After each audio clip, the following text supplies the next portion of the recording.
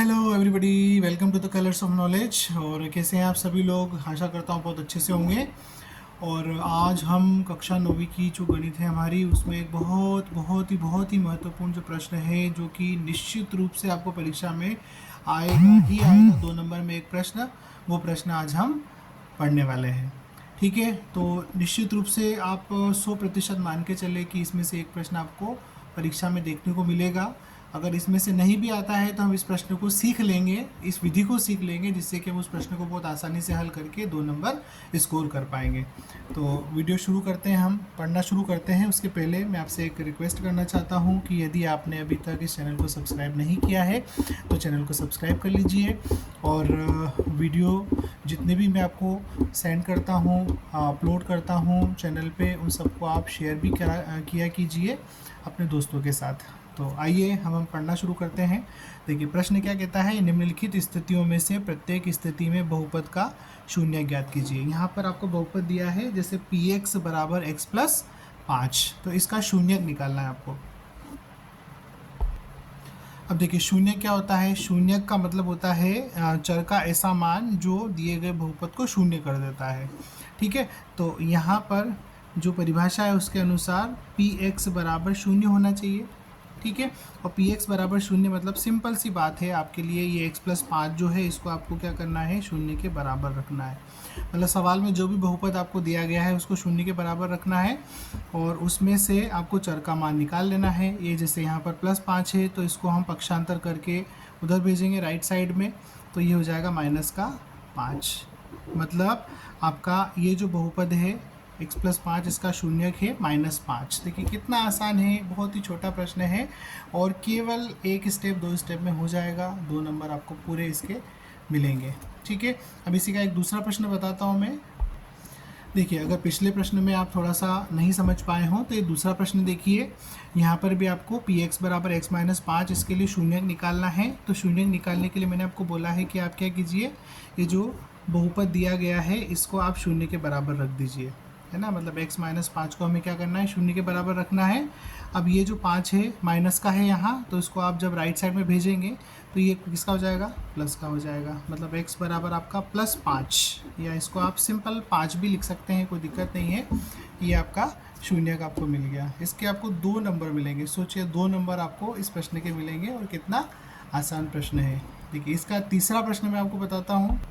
देखिए तीसरा जो प्रश्न है उसमें दिया है px बराबर 2x प्लस 5, तो इसमें भी आपको शून्यक निकालना है। तो शून्यक निकालने के लिए क्या करेंगे, हम जो भी मान आपको दिया है, जैसे यहाँ पर बहुपद दिया है 2x प्लस 5, तो इसको हम क्या करेंगे, 0 के बराबर रख लेंगे। तो 2x प्लस 5 को हमने 0 के बराबर रख दिया। अब हम क्या करेंगे, यहाँ पर जो 5 है इसको हम पक्षांतर करके उधर ले जाएंगे। तो क्या मिलेगा, 2x बराबर -5, चूँकि यहाँ 5 प्लस के थे उधर जाके माइनस के हो गए। अब ये 2 जो है वो x के गुणा में है, तो ये क्या होगा, इस -5 के बटे में चला जाएगा। मतलब x बराबर आपका क्या हो गया, -5/2। तो ये 3 स्टेप में केवल ये सवाल हल हो गया है, और इसके आपको पूरे 2 नंबर मिलेंगे। कितना आसान है। अब इसी का मैं आपको चौथा प्रश्न बताता हूँ। देखिए जो चौथा जो प्रश्न है उसमें px बराबर 3x माइनस 2 दिया गया है।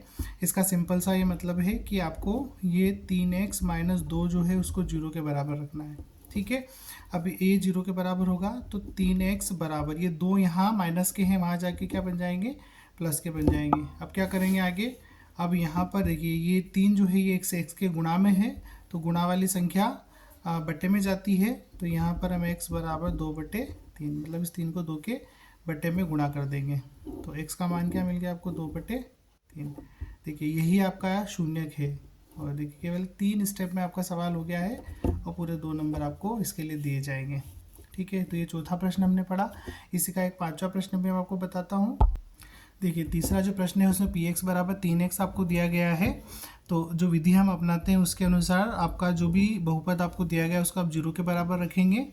अब ये 3 जो है x के गुणा में है, तो ये कहाँ चले जाएंगे, 0 के बट्टे में चले जाएंगे। तो x बराबर, देखो 0 को 3 से भाग देंगे आप तो 0 ही प्राप्त होगा। मतलब यहाँ पर x का मान क्या है, 0 है। x का मान मतलब बहुपद का शून्यक है, तो शून्यक आपका क्या हो गया, 0 हो गया यहाँ पर। कितना आसान है। इसी का हम छठा जो प्रश्न है उसको करेंगे। देखिए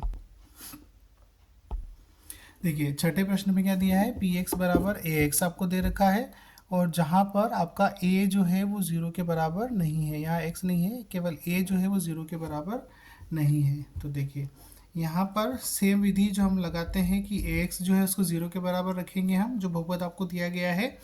अब ये ए जो है कहाँ चला जाएगा, ज़ीरो के बट्टे में चला जाएगा। तो x बराबर जीरो को a से भाग देंगे तो आपको ज़ीरो ही मिलेगा, क्योंकि हमको मालूम है कि ज़ीरो के नीचे कोई भी संख्या हो वो ज़ीरो ही बनाती है। तो ये आपका छठा प्रश्न हो गया। कितना आसान है। अब इसी में एक सवाल और है जो कि सातवां प्रश्न है, वो भी हम देखेंगे यहाँ पर। देखिए सातवां प्रश्न है। इस सातवें प्रश्न में आपका क्या दिया है, पी एक्स बराबर सी एक्स प्लस डी दिया गया है, जहाँ सी बराबर नहीं है ज़ीरो के, और ये सी और डी दोनों जो है क्या है, वास्तविक संख्याएं हैं। ठीक है, तो विधि सेम है, विधि में अंतर नहीं आया है। सी एक्स प्लस डी जो आपको बहुपद दिया है उसी को हम क्या करेंगे, ज़ीरो के बराबर लिखेंगे। अब यहाँ पर ये डी जो है ये प्लस का है, तो वहाँ राइट साइड में जब आप इसको भेजेंगे तो ये बन जाएगा माइनस का। ठीक है, अब यहाँ पर x बराबर माइनस डी बटे सी, माइनस डी यहाँ था, c जो है वो x के गुणा में है, वो इसके बटे में चला गया, तो x बराबर आपका हो गया माइनस डी बटे सी। ये क्या हो गया, इस बहुपद पी एक्स बराबर सी एक्स प्लस डी और सी नॉट इक्वल टू ज़ीरो, इसके लिए इसका शून्यक है। तो देखिए कितनी आसानी से है, मुश्किल से हमने इस 6-6.5 मिनट के अंदर ये 7 प्रश्न हल कर लिए, और वहाँ आपको परीक्षा में केवल एक प्रश्न पूछा जाएगा ऐसे प्रश्नों में से, है ना। मतलब मुश्किल से आपको आधा मिनट जो है उससे भी कम समय लगेगा इस प्रश्न को हल करने में। केवल एक शून्यक निकालना है दिए गए बहुपद को शून्य के बराबर रख के। तो आशा करता आपको समझ आया होगा। Thanks for watching. और जैसा मैंने आपको वीडियो की शुरुआत में बताया था कि अगर चैनल को आपने सब्सक्राइब नहीं किया है तो सब्सक्राइब कर लीजिए, और वीडियो को ज़्यादा से ज़्यादा शेयर कीजिए, जिससे कि ज़्यादा से ज़्यादा आपके साथी परीक्षा की तैयारी कर सकें और परीक्षा को अच्छे से पास करके और अगली कक्षा 10वीं में पहुंच जाएं। Thank you.